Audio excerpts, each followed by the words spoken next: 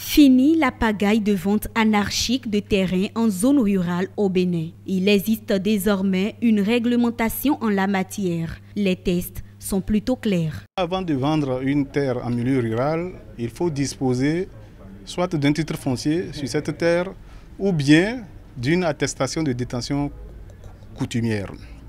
Autre chose, c'est que vous devez également requérir l'avis de préemption de l'État à travers l'Agence nationale du domaine et du foncier. Parce que l'État a pas mal de programmes à mettre en œuvre sur l'étendue du territoire. Donc avant de vendre, vous devez aller soumettre à l'État. Je veux vendre telle terre qui se trouve à tel niveau. Est-ce que vous êtes intéressé?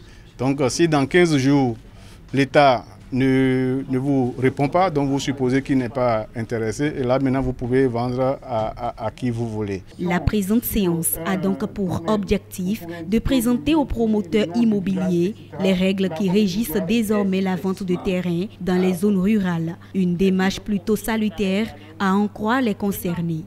Les informations que nous avons eues concernent la mise en application du code foncier au Bénin. Quelles sont les conditions pour vendre et acheter des terrains en milieu rural.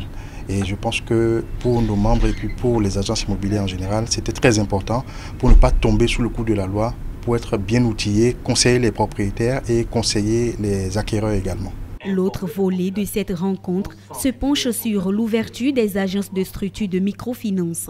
Des agences qui servent souvent de couverture aux promoteurs immobiliers pour la vente de parcelles selon l'Agence nationale du domaine et du foncier, ANDF. Nous assistons parfois à des promoteurs immobiliers qui vous donnent la possibilité de venir ouvrir un compte, de venir ouvrir un carnet à leur niveau où vous payez un peu pour pouvoir à la fin pouvoir obtenir un immeuble.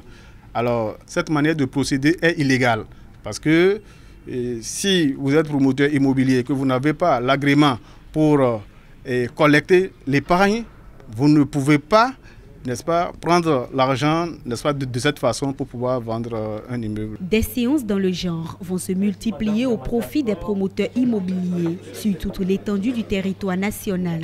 L'objectif reste la vulgarisation des tests qui viennent assainir un secteur longtemps laissé à d'énormes dérives.